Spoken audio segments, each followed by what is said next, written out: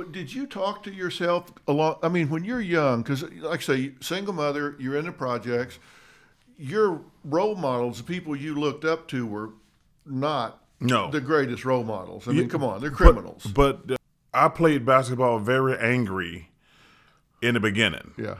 I was angry at my dad. I was angry at Miss Gomez. Miss Gomez was my Spanish teacher, and I flunked Spanish. I did. I flunked Spanish. First of all, I'm trying to figure out, even to this day, 50-some years later, why was I taking Spanish in Alabama? I tell myself that all the time. I joke. But so I flunked Spanish, and I didn't get to graduate.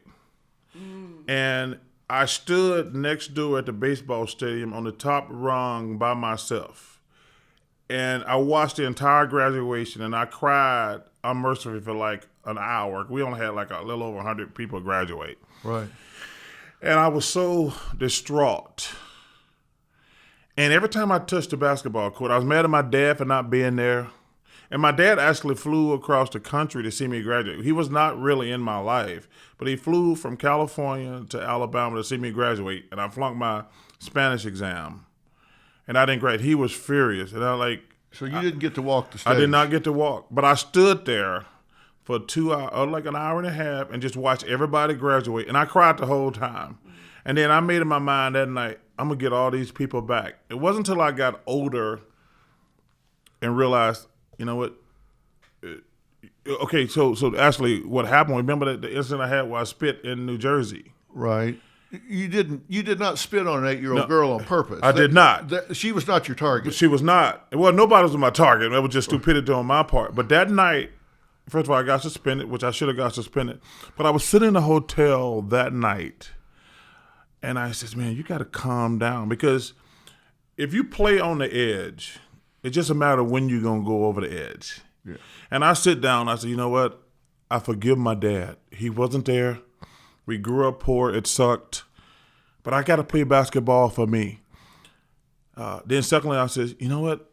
It's actually my fault I flunked Spanish. It's really not Mrs. Gomez's fault. Yeah. I flunked the exam. And from that point on, my whole basketball life changed. I said, I just want to be a great player and have success for myself. But going through high school, in college, I was trying to stick it to everybody. I wasn't mature enough to realize the stuff that happened in my life was my fault. And after the spit incident in New Jersey, I had to sit in that hotel room and say, man, what is wrong with you? And that, to me, that actually was the turning point in my career. Really? It was, because I was like, you can't play basketball angry. You play to be successful, and you play for the love. You ain't trying to stick it to people. That's not, because at some point you got to realize you don't be successful to stick it to people. Mm-hmm. You have to be able to look yourself in the mirror and say, I'm successful for me and the people around me. Not to say, yeah, remember when you didn't let me graduate? Yeah, that's for you, Miss Gomez. And then, like I say, you learn this stuff when you get older. I'm like, oh, actually, Miss Gomez, you're not the reason I flunked Spanish. You just took you just was teaching the class. Yeah. But that was the turning point for me in life, to be honest with you, because I didn't play anger from that night on. Really? I did not. All right, so you're standing there watching everybody graduate, breaking your heart because you didn't, but you didn't blame yourself then. You blamed her then. How did you get through Spanish? You eventually graduated because you went to Auburn. Yeah, I went to summer school, but I was, that was traumatic, not marching.